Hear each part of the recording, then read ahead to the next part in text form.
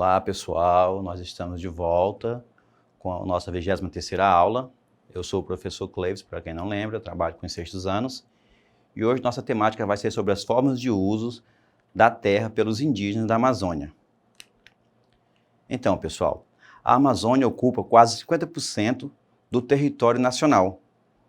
A maior parte da formação florestal do bioma é de terras baixas, florestas úmidas, com chuvas o ano todo, e florestas estacionais,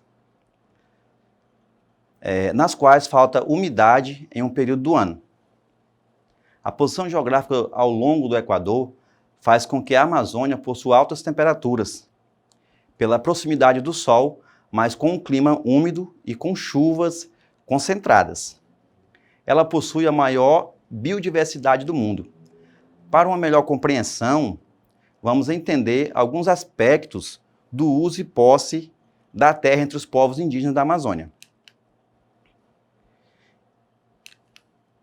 Então, o primeiro ciclo da borracha na Amazônia se estende aproximadamente entre 1880 até 1920. Neste período, uma das características importantes a ser destacada são as correrias. Então, observe essas imagens. Nós vamos ter aqui, na primeira imagem, da esquerda para a direita, o tempo da maloca, o tempo da correria, onde a gente observa lá que os indígenas estão acorrentados da mesma maneira que o africano escravizado, era acorrentado durante o período da escravidão, tá? No período colonial brasileiro. E o tempo do cativeiro, tá? Onde fala sobre os direitos, ou o tempo dos direitos. Bora lá. Então, há mais de 5.000 anos, uma migração de cerca de 50 grupos indígenas das famílias linguísticas Aruac e Pano, provenientes da Ásia, ocuparam toda a América do Sul, habitando também o Acre. Segundo registros arqueológicos recentes, o povoamento humano do Acre pode ter iniciado até mesmo entre 20 e 10.000 anos atrás. Os povos da família linguística Aruac, no caso os Apurinãs, Manchineres, Culinas, Canamari, Piros e Axaninca, se espalharam desde a confluência da localidade de Pauini, Amazonas, com o rio Purus, até a região dos Andes, no Peru, aqui próximo ao Acre, tá? Os espaços do rio Juruá e seus afluentes, como também os rios Tarauacá, Muru e Moa, foram ocupados pelos povos da família Pano, Caxinauá, Jaminauá, Arara, Xixinauá, Amalca e Rununauá, tá? Eles vivem atualmente no território acreano, vivem atualmente no território acreano 15 povos indígenas, falantes de idiomas de 3 famílias linguísticas diferentes, 3 famílias, tá? Outros 4 povos indígenas, considerados isolados, cerca de 600 pessoas, habitam e têm áreas de uso no território acreano. O tempo das malocas é o tempo em que os índios ainda viviam totalmente isolados dos povos não índios. Até hoje os índios ainda contam história dessa época. Os grupos linguísticos mais predominantes na região acreana são os panos e os aruaques. Eles ocupam, eles ocupavam, respectivamente, os rios Juruá e Purus. Expedições armadas feitas com o objetivo de matar as lideranças indígenas das aldeias e aprisionar homens e mulheres para serem vendidos para seringueiros eram chamadas de correrias. Então, pessoal, as correrias nada mais eram do que esse orquestramento de não índios, de seringalistas principalmente, de buscar nas aldeias indígenas, matar as lideranças indígenas e capturar homens e mulheres para poder escravizá-los. Se nós voltarmos aqui, a gente vai observar isso, esses ataques nessas aldeias, nessa imagem da direita. Vamos falar aqui um pouquinho sobre os povos do noroeste amazônico, tá? Os povos de línguas tucano e aruaque vivem principalmente nas margens dos grandes e pequenos rios, próximos da Colômbia, e são ótimos pescadores e agricultores. Dentro do bioma, a canoa é o seu principal meio de transporte.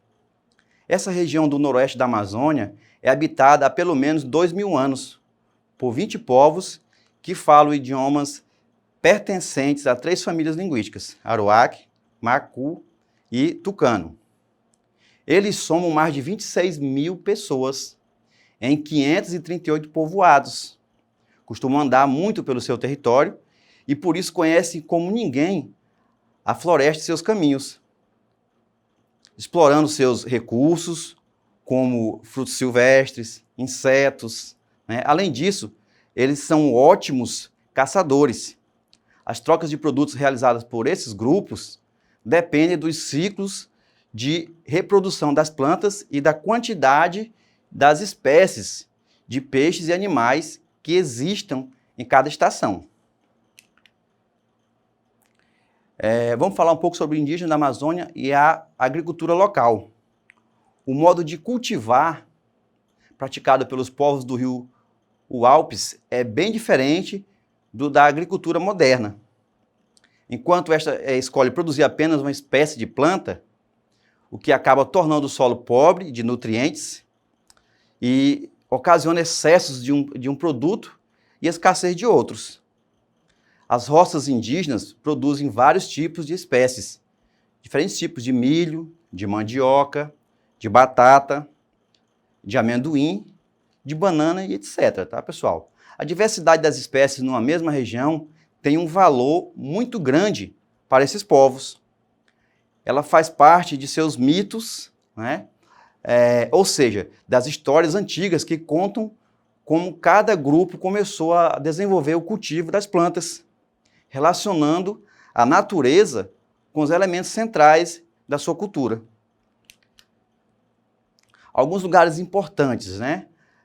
Na Amazônia, na cultura indígena, as capoeiras são o habitat preferido de pequenos animais apreciados pelos índios, como as cutias, né? E são ricas em plantas medicinais. Essas áreas também elas são valorizadas porque nelas existem espécies cultivadas que dão frutos por muitos anos, como o caso da pupunha, do buriti e do caju. Aqui nessa imagem da esquerda, nós vamos ter os igapós, né? Que também são lugares importantes. Essas áreas da floresta ficam inundadas quase que sempre, né? E é nesses locais que os peixes eles desovam e por isso são bem preservados pelos índios. Então são áreas de igapós, né? Elas são também ricas em cipós e seringa, tá, pessoal?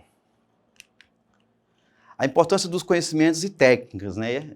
No caso aqui, a técnica indígena, né? Vamos ter aqui os conhecimentos e as técnicas utilizadas pelas populações indígenas, né? Foram desenvolvidos ao longo de séculos de ocupação, né? E experiência nessa região. Esse acúmulo de conhecimento é muito importante para criar formas de lidar com os ambientes, tá? Sem degradá-los, sem empobrecê-los. Por isso, né? É por isso que os indígenas eles conseguem manter o equilíbrio ecológico nos ambientes em que eles vivem. Então, observe essas imagens aqui. Vamos ter aqui o peixe, né, sendo assado, né? Aqui as pessoas chamam de amuquinhado, a alimentação indígena, o artesanato, né? A utilização das raízes, no caso aqui da mandioca, né? Conhecida aqui popularmente como macaxeira, onde eles fazem o beiju, né? A tapioca, a caiçuma, que é uma bebida parecida com a cerveja, né? Uma bebida alcoólica. Então, pessoal, chegando no momento aqui da nossa atividade, nós vamos ter aqui 3 questões, né? A nossa primeira questão diz o seguinte: o tempo em que os povos indígenas ainda viviam totalmente isolados dos povos não índios é conhecido como? Então, pessoal, de acordo com a nossa aula, o que vocês compreendem dessa questão, né? Vamos lá, a primeira opção. É conhecido como tempo das correrias, tempo do direito, tempo do cativeiro ou tempo das malocas? Bora lá, analisem de acordo com a nossa aula. E a resposta seria o quê? Ou a letra D, né? Tempo das malocas. Então, o tempo em que os povos indígenas ainda viviam totalmente isolados dos povos não índios é conhecido como o tempo das malocas. Bora lá, então, pessoal. A nossa questão 2 diz o seguinte: os grupos linguísticos mais predominantes na região acreana são os panos e os arawakes. Eles ocupavam, respectivamente, os rios, letra A, Purus e Acre, B, Juruá e Acre, C, Juruá e Purus, ou letra D, Purus e Chapuri. Então, pessoal, de acordo com a nossa aula, qual seria a resposta correta? Analisem. Então, vamos ver aqui que a resposta correta seria qual? A letra C, né? Juruá e Purus. Certo, pessoal? Então, vamos partir aqui para a questão 3, tá? Que diz o seguinte: com relação ao uso da terra entre os povos indígenas brasileiros, em meados do século XIX na Amazônia sul-ocidental, podemos dizer, entre outras coisas, que, letra A, houve a evolução técnica na agricultura, letra B, houve ampliação do território indígena, letra C, houve troca de conhecimentos sobre a terra, ou letra D, houve perda da terra por parte dos indígenas. Essa questão aqui um pouquinho mais, né, elaborada. E qual seria a resposta? Vamos ver que a resposta seria a letra A, né, pessoal? Houve uma evolução técnica na agricultura. Então, pessoal, é isso. Quero agradecer pela atenção. Essa aula está disponível na plataforma Eduque. E até a nossa próxima aula.